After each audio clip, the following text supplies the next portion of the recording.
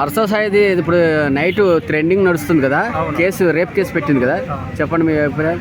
So Harsha సాయికి మీద rape case పెట్టిందంటే నిన్న ఒక అమ్మాయి, so Bigg Boss OTT contestant, so తన పైన నార్సింగి పోలీస్ స్టేషన్లో 376 అదేవిధంగా 354 రేప్ కేసు మరియు అతన్ని చీటింగ్ చేసిన కేసు కూడా నమోదు చేయడం జరిగింది.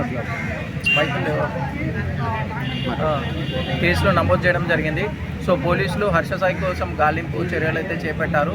సో అతని సస్వలమైనటువంటి వైజాగ్ అదేవిధంగా ముంబైలో ఉన్నటువంటి సమాచారం కూడా ఉంది.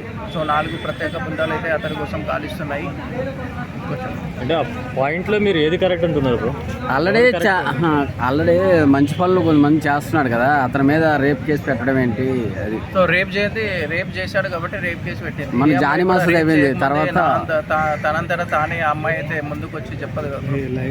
సో తనకు జరిగిన అన్యాయాన్ని సో ఆమె కంప్లైంట్ ద్వారా పోలీసులకు చెప్పడం జరిగింది. అంటే ఇది రేప్ కేసెస్ ఇలాంటివి అనేది ప్రజెంట్ ట్రెండింగ్ బాగా నడుస్తున్న ట్రెండింగ్. అది ఏమన్నా యూజ్ చేసుకుంటూ ఏమైనా పాపులర్ అవడానికి ఇలా చేసే అవకాశాలు ఏమన్నా? ఆల్రెడీ ఆమె దగ్గర సాక్ష్యాధారాలు ఉన్నాయని కూడా చెప్తుంది. సో గతంలో తనకి మొత్తం మంది ఇచ్చి తన న్యూడ్ ఫొటోస్ రికార్డ్ చేసి తనను పలుసార్లు అత్యాచారం కూడా చేశారని ఆ ఆధారాలన్నీ కూడా పోలీసులకు సమర్పించిందని కూడా ఆమె చెప్పడం జరిగింది. నా దగ్గర అన్ని సాక్ష్యాధారాలు కూడా ఉన్నాయని చెప్పడం జరిగింది.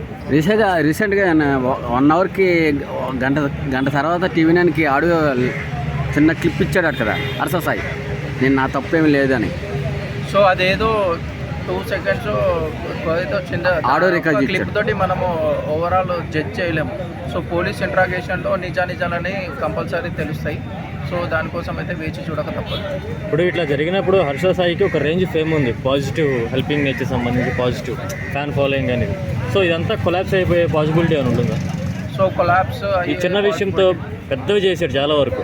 సో బట్ చిన్న తప్పు చేయడం వల్ల ఏమైనా కొలాప్స్ అయ్యే అవకాశం ఉంటుంది పెద్ద మొత్తం ఇది మొత్తం. సో హర్ష సాయి ఆల్రెడీ తన పైన ఎలిగేషన్స్ వస్తూనే ఉన్నాయి. బెట్టింగ్ యాప్స్ పైన బెట్టింగ్ యాప్స్ ప్రమోట్ చేస్తున్నారు. సో చాలామంది యూత్ కూడా బెట్టింగ్ యాప్స్లో మనీ ఇన్వెస్ట్ చేసి చాలా లాస్ అయిపోతున్నారు, సూసైడ్ చేసుకుంటున్నారు, యువత అంతా తప్పుదారి పడుతున్నారని చాలా సో ఎలిగేషన్స్ అయితే వస్తున్నాయి. బెట్టింగ్ యాప్స్ 90 లక్షలు తీసుకుంటున్నారు, 60 lakhs GST కడుతున్నారు, అదేవిధంగా 40 లక్షలు తన అకౌంట్లో వేసుకుంటున్నారు. సో ఒక టీంని ఫామ్ చేసుకొని ఏదో పేదలకి సాయం చేస్తున్నట్టు ఒక పెద్ద మాఫియా అయితే నడిపిస్తున్నారంటే ఎలిగేషన్స్ అయితే సో 1 year నుంచి నడుస్తూనే ఉందన్నమాట. ఓకే. సో ఫైనల్గా అంటే ఏంటి ఈ పరిస్థితి బట్టి ఏమి చెప్పాలనుకుంటున్నారు మీరు? సో ఈ పరిస్థితి గురించి కానీ వగైరా ఏం చెప్పాలి?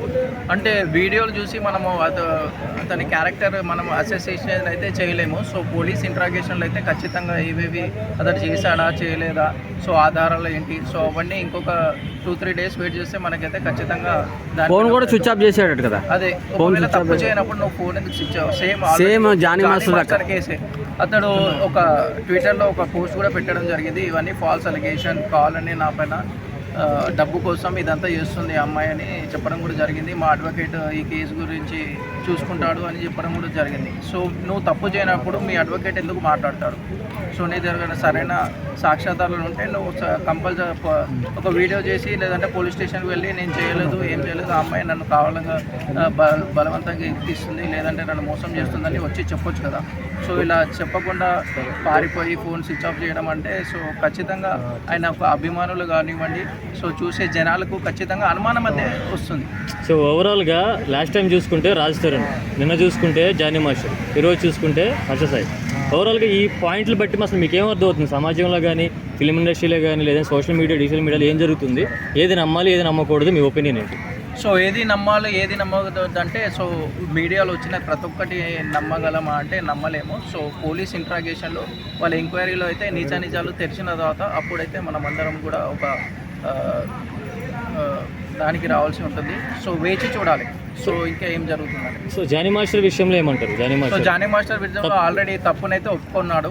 ఓకే. సో ఒప్పుకున్నాడు కాబట్టి నేనే చేశాను కాబట్టి సో దాంట్లో మనం ఏం మాట్లాడలేదు. సో అదే ఇప్పుడు జానీ మాస్టర్ చేసిన తప్పు ఒప్పుకున్నాడు, బట్ బయట ఏం జరుగుతుందంటే మీకు ఎప్పుడో 16 సంవత్సరాలు జరిగినప్పుడు ఇన్సిడెంట్ అప్పుడు దాకా మేల్కోకుండా అప్పటి వరకు కూల్గా ఉండి నీ పనులు జరిపించుకుని ఇప్పుడు.